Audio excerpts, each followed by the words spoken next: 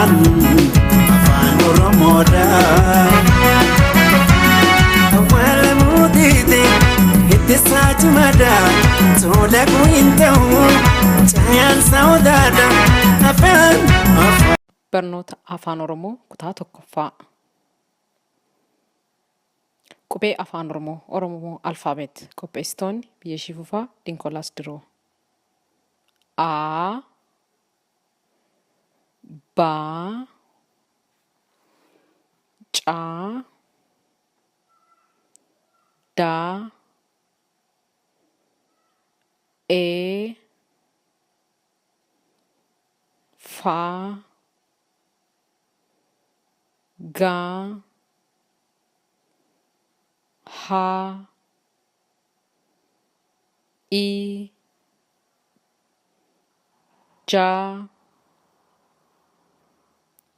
Ka La Ma Na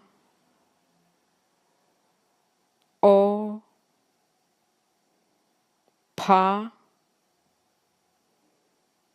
Qa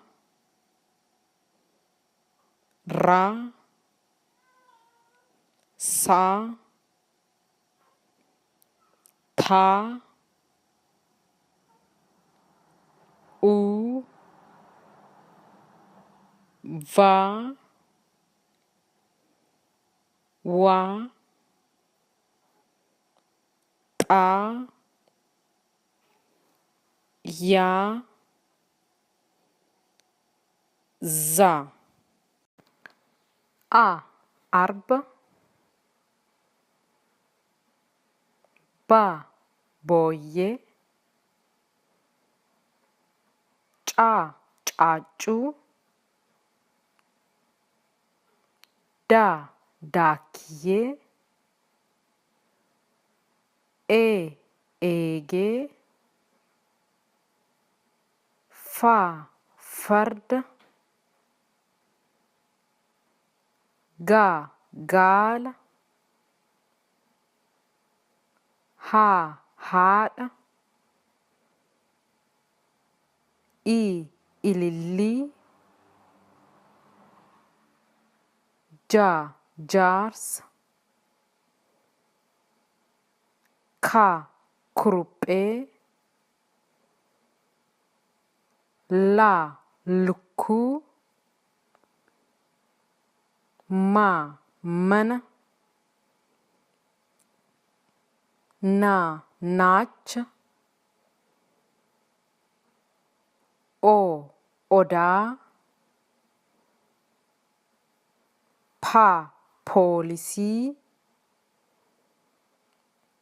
Qa Qamale Ra Rafu Sa Sa Ta Tullu Ululle Va Video Wa Weni Ta Tiyar Ya Yabalo Za Zaytuna Qubee dachaa Cha Chappa Nya Nyaata Sha Shonkora Da Dada Pa Bupa Tsa Dubbachiiftuu A Arb Eegee Ilillii O Odaa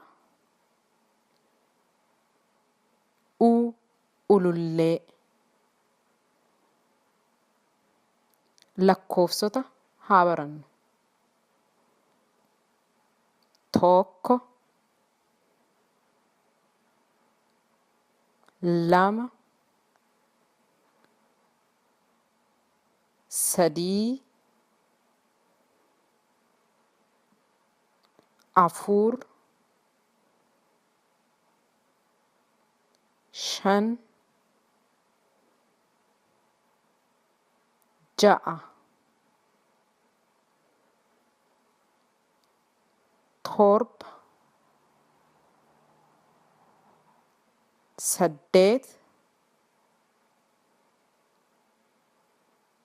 sagal, kudhan.